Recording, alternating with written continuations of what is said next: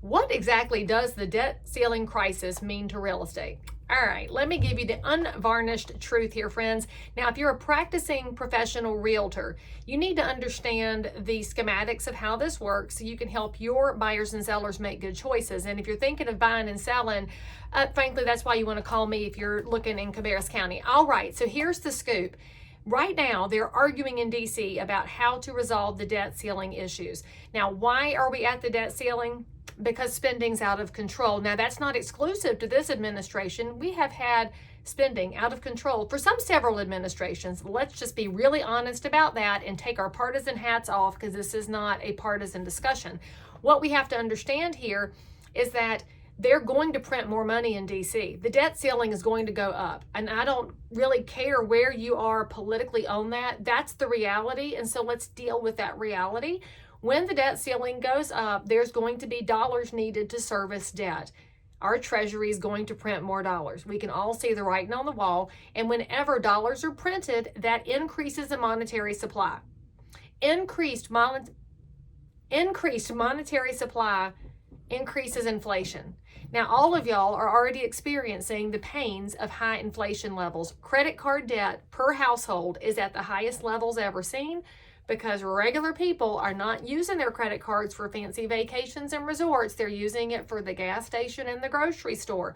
Now, what that means is that your debt levels are up, and it's staying up because interest rates are higher on credit card debt than they've been in decades, and that's going to go up. When inflation goes up, everything's more expensive. Well, the Fed would like to slow the rate of inflation, and the only way to stop the upward march of inflation is to get interest rates higher than the rate of inflation.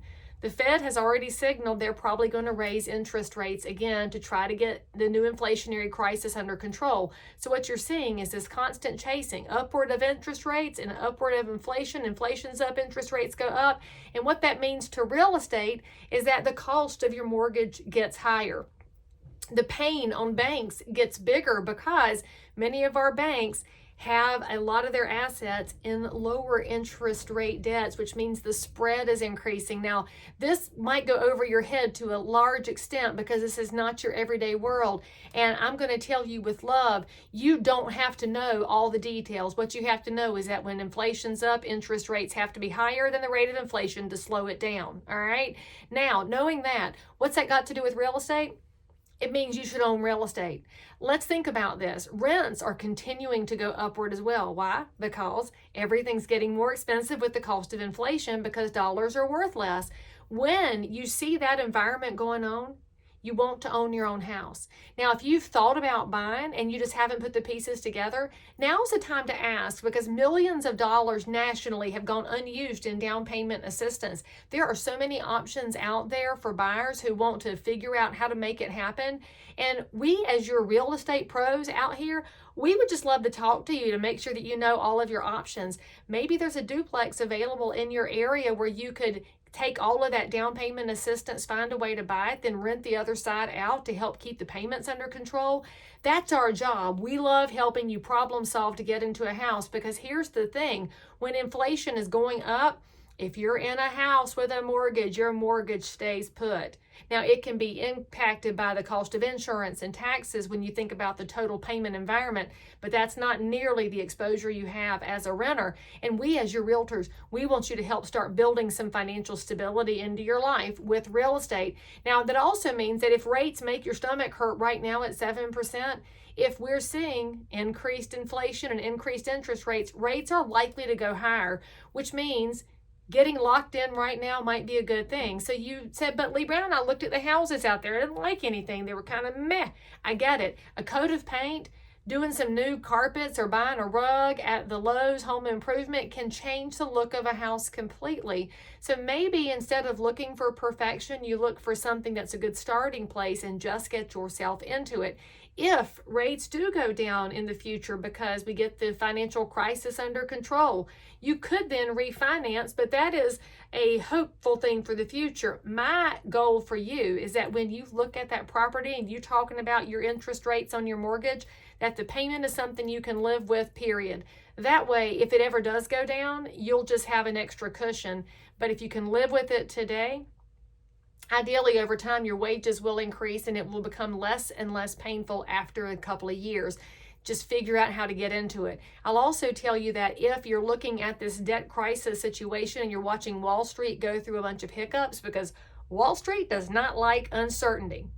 We should probably clip that out and be its own standalone thing. Wall Street does not like uncertainty, and that's why your stock portfolios are going through a lot of volatility. If you can't handle the volatility, think about taking some of your investment dollars and putting them into real estate. I'm a huge fan of mom and pop investors, because when you're able to take that $400,000 of your nest egg and perhaps buy a duplex. Again, you hear me talk about duplexes. I love multifamily. And now you're providing a place for two different families to live. You're actually investing in something that's got a tangible benefit on neighbors in your own community. What better way to invest than that? So I would love to talk to you about that as an option, but you should remember that whenever we see DC and monetary crisis, in our own zip codes, there are solutions that can reduce volatility and take care of our neighbors at the same time. Real estate is not magical, but it is absolutely foundational. Now is your time to take a look at it, take a step back from all the fear mongering and the worrying, and see how you can make it make sense for you.